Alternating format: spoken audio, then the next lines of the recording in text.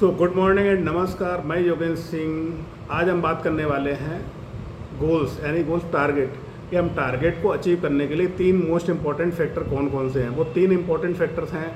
एक आपका हो गया डायरेक्शन, दूसरा हो गया आपका स्पीड, थर्ड हो गया कंसिस्टेंसी।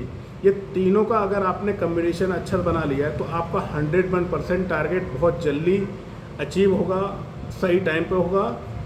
और तो आपको तीनों फैक्टर पे यानी कि एक आपको डायरेक्शन यानी कि जब आप कोई भी टारगेट सेट करते हैं तो उसका डायरेक्शन सेट होना चाहिए, उसी हिसाब से जो आपने टाइम लिया उसके हिसाब से उसकी स्पीड को मेज़र करना चाहिए, सेट करना चाहिए। और तीसरा कंसिस्टेंसी, जो कि सबसे ज़्यादा इम्पोर्टेंट है कि अगर हम कोई काम रेगुलर नहीं करेंगे तो रिजल्ट भी हमारे उतने अच्छे नहीं आएंगे। अगर हम एग्जाम्पल लेते हैं कि फॉर एग्जांपल मुझे दिल्ली आना है और हम इस समय मध्य प्रदेश में भोपाल सिटी में होते हैं और हमारी डायरेक्शन टुवर्ड्स साउथ की होती है, तो हमारा जो टारगेट है यानी गोल है उसको अचीव करने में हमारा टाइम लग सकता है क्योंकि हमारी डायरेक्शन गलत हो गई है।